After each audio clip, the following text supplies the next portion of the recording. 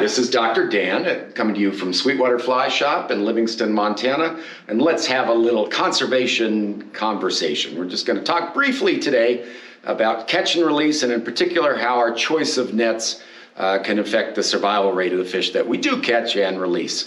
If you've been around this sport for very long at all, you've probably heard that fish have a protective slime layer over their skin that protects them from various skin infections that can affect their survival.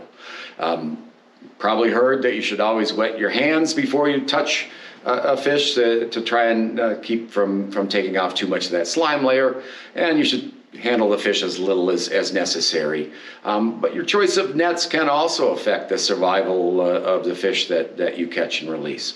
If you've been as long as I have in the sport, probably your first net, maybe even your current net, has a mesh bag, either with cotton string or in this case a synthetic like nylon.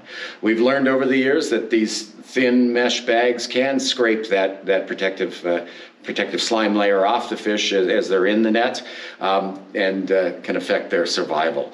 Luckily, more and more nets are available with a rubber mesh, a thicker string as it is, but made of rubber.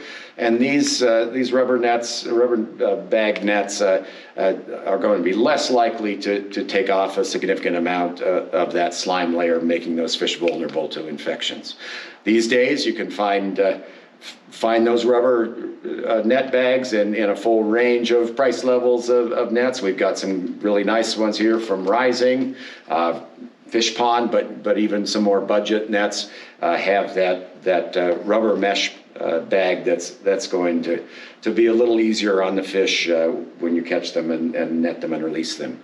Another advantage of these is that your flies are less likely to get caught in the mesh when you've landed a fish and get stuck there. They tend to just come right out.